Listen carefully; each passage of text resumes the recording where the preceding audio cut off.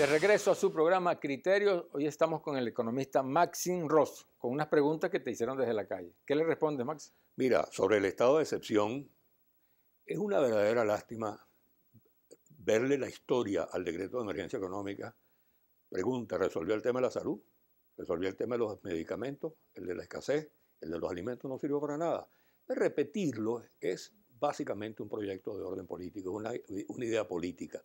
No tiene contenido, porque yo digo lo siguiente, y lo he dicho con mucha franqueza, si Maduro tuviera conciencia de verdad de lo que tenía que hacer por emergencia económica, decreta, magnífico, pero al día siguiente me reúne a la gente de la salud y me toma una decisión de emergencia en materia de salud, me reúne a la gente de los alimentos y me toma una decisión de emergencia, y no lo hizo. Entonces el cuento, entonces lo que viene son los motores, los 17 motores, los 8 motores, ya Chávez tuvo 8 motores que no sirvieron para nada. ¿Dónde está la potencia económica que se generaron con los motores? Si está cerrada Sidor, PDVSA produciendo menos petróleo, Dios santo.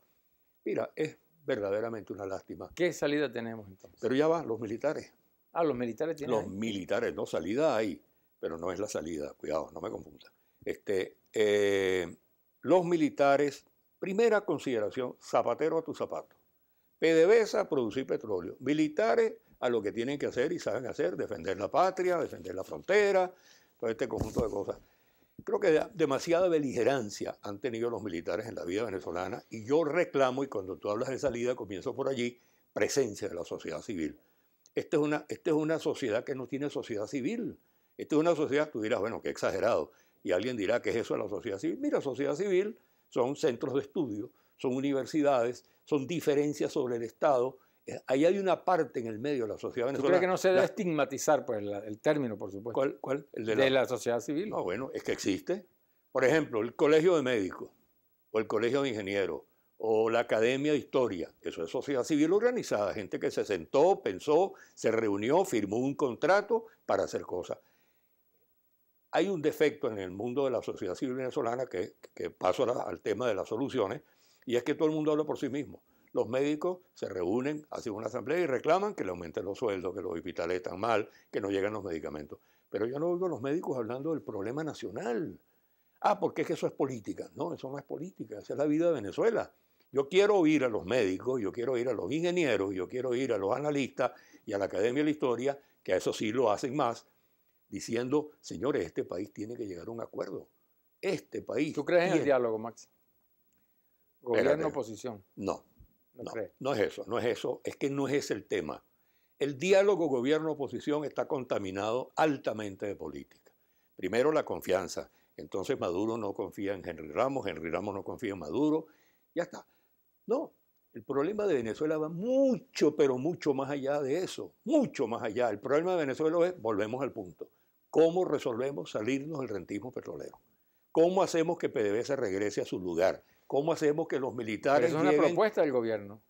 Claro, pero es desde la sociedad civil. Es una propuesta que tiene que venir dentro de la sociedad civil, en la que yo quiero centros comunales, cuerpos comunales, comunidades, sociedad civil organizada, que venga de allí y le diga a los partidos que hay un país que está pensando, que hay un país que ha pensado. Tú ves el Colegio de Ingenieros, por ejemplo, desarrolló toda una temática que se llama Pensar en Venezuela. Propuestas de infraestructura, de hospitales, de salud, de cuánta cosa, de electricidad. ¿Tú crees que si se hubiera hecho, por ejemplo, lo que decía el Colegio de Ingenieros en la parte, sus especialistas en electricidad, Venezuela tuviera el drama eléctrico que tiene ahorita? Es que mira, los errores son tan grandes, conceptuales. Por ejemplo, el tema eléctrico. Perdón, me voy a interrumpir para decirte lo siguiente. ¿Por qué yo digo que la sociedad civil tiene que hablar y por qué yo digo que tenemos que llegar a un acuerdo global? Porque tú no puedes resolver nada aisladamente. ¿Tú no crees en el diálogo político? No, sí creo, lo pueden tener, pero es que no es suficiente. Puede ser necesario. Claro que el diálogo político es bueno, si ojalá Maduro de verdad seriamente se sentara con Henry Ramos, Enrique Capriles, con quienes sean, y dijera, mire señores, vamos a echar parado de esto, vamos a tratar de resolver los problemas del país. Agenda. No empecemos a insultarnos que tú eres pelucón, que no eres pelucón, todas estas idioteces. Primera agenda, rol del sector privado en Venezuela. Rol de los sindicatos, que están absolutamente destruidos porque Chávez los acabó. Entonces, tienes que reconstruir todo ese tejido que fue destruido. Ahora, cuidado. Entonces viene la frase derecha, neoliberalismo. Entonces, no, la propuesta es neoliberal cuando no saben lo que es neoliberalismo. Te garantizo que Maduro en su vida se ha leído a Milton Friedman y no sabe lo que es neoliberalismo. Y ninguno de ellos. ¿Y qué es técnicamente neoliberalismo? Neoliberalismo fue una revolución que se produjo en los años 50, 60, a partir de Milton Friedman y su esposa, criticando la teoría keynesiana, la posición keynesiana, porque es que la historia cambia. Pero no, tiene una connotación que es que atropella a las clases más desposeídas. Está equivocado. Todo lo contrario. Si tú te lees a Friedman, en uno de los capítulos de Capitalismo en Libertad, una de las cosas esenciales que dice es que el tratamiento de las personas más vulnerables de la economía, que en este caso gente de menor ingreso, etcétera, tiene que ser específico y diferenciado. Tú no puedes resolver problemas, para ponértelo de esta manera, de la gente más pobre que no tiene recursos con políticas generales. Tú tienes que ir a políticas específicas. Eso lo ha descubierto el mundo hoy en día. ¿Y por qué es que los chinos y los brasileños y los guatemaltecos y los colombianos han reducido la pobreza? Porque entraron por un camino inteligente de resolverlo. Tú no puedes resolverlo. Y perdóname que me meta con esto, pero es que así, bueno, no, tú que me perdone quien está oyendo, con misiones. Una misión es un caso. ¿Tú no crees en las misiones? No, lo que pasa, no creo en las misiones que fueron hechas casuísticamente, y ahí tú tienes el resultado. ¿Dónde está Mercal ahorita? ¿Dónde está? No la puedes mantener porque tú no puedes crear una solución. El gran problema del chavismo de Maduro es no tener una solución completa. Es aparente porque es la revolución, la refundación de la república, pero es aparente, no es verdad. Y yo digo siempre, yo sé que les duele, que Maduro está gobernando una república aérea, porque yo no lo oigo hablar de escasez ni de inflación ni de este tipo Maxi, de cosas. con tu experiencia, ¿Fondo Monetario Internacional o Fondo Chino? Ninguno de los dos. Es que ese es el blanco y negro.